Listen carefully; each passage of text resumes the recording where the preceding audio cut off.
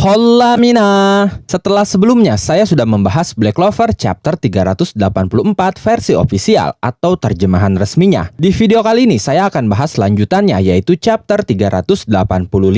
Oke, sekarang kita langsung masuk saja ke pembahasannya. Let's go.